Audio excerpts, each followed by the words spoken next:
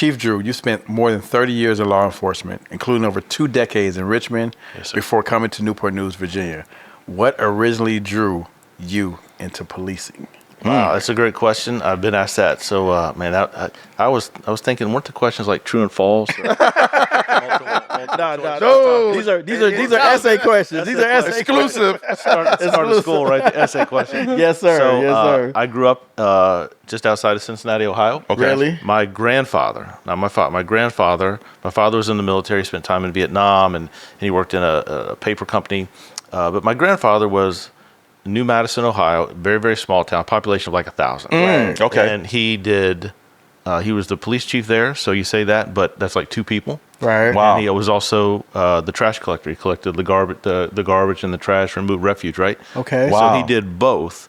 And I think I remember seeing that when I was a kid. If you think about Mayberry and Absolutely. right? Don Knotts. Yep. What I remember, the best part, I would get to walk with him. Mm-hmm. And people would be sweeping off there at the store, or they would come out on their front porch, and he would talk to them. And I just remember him patting me on the shoulder and saying, I would look at him like, Grandpa, and he was like, it's all about the way you treat people. Wow. It's all about the way you treat people. Yeah. And I think the other side of it, it was just humbling, and I enjoyed that. So that always stuck with me. Now, you said we're just going to have a conversation, right? Yes. Yeah. All right. So we may have to edit it later. When I see it, I'm like, oh my. But No. growing up in Cincinnati, right, I wanted to be I'm left-handed, and I wanted to play professional baseball for the Cincinnati Reds. Okay. Right. So I played in college, and about 2 years in, I kind of got this ain't gonna happen. All right, this ain't gonna happen. So I studied in psychology and social services. Right. And I just really enjoy people, and you meet different people and their nuances. So that's what led me. I applied. I knew I wanted to go to a good sized department. I didn't want to be in Mayberry, right? Right. So I got some calls from Richmond, Virginia. Right. Yeah. I'll never forget, John Cohane was the recruiting sergeant. Shout out, John. Yeah, man, John Cohane, because I know he'll hear it, man. Yeah. But I was playing baseball, and he would call and like, hey, how's your batting average? We didn't talk about that very long. Right. Then he would say, how's your grades? And he was like, hey, when you graduate, we're still on board. He made me feel comfortable. We'll probably talk about that at some point. He made me feel like they wanted me in Richmond, Virginia. Wow. And so I talk to our recruiters today.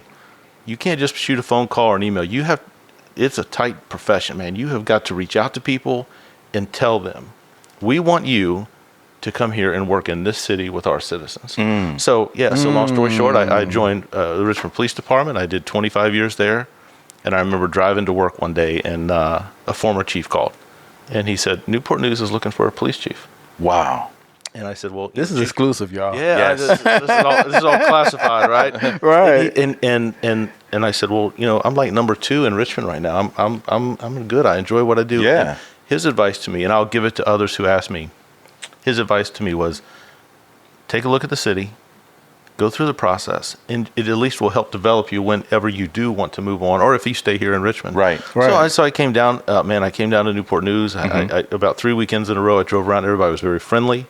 I was still in that city center area. Everybody had dogs, and they were walking around. They would talk to you. Absolutely. It was cool. I never really brought it up, but I would run into officers and just talk to them. I never told them who I was. Really? Oh, so were you dressed in plain clothes? Yeah, just plain clothes, right? Just I love it. Jeans, a T-shirt. I love it. Yeah, Cincinnati that's dope. Reds t-shirt, Undercover right? boss. That's right. Undercover boss. Yeah. And they just talked about the city, and then we applied. I applied, and you started out with multiple applicants, and it got down to 6. And I knew the other individuals that were. And I was like, there's no way. But at least I'm learning. This is something I'm learning. And then I got a call early, about 7:30 in the morning. I was driving to work. Wow. And the city said, we'd like you to come down and meet with the city manager. And I tell this story. We met in City Center. We had a conversation, and they said, okay, well, we'll let you know. And I walked out, and I did not get across the street. And the HR director came out. And right there, if you're ever in City Center, you drive out that circle. So right in the middle, right in the middle, we made the deal, shook hands, and made the deal right there. And but let's do this. Let's do that. How about this? How about that? And I said, tell you what, let's do this. Let's shake hands, and I'll go home and pack today. And we made the deal right there. And it was just, man. And always, you guys opened up with a prayer. It was very humbling to me. I'm a man of faith, grounded, and the pastors have always told me, when you're trying to make a decision, if you feel If you feel good about it, if there's an opportunity and there's a desire in your heart, then you know it's blessed by God. And Absolutely. And I feel completely blessed working in the city. Sorry for that long answer, but I love it. I love it. There is no long answer. There is no right or wrong answer. We want to hear it from you. This is your time. Wow, This is your seat. Okay. Absolutely.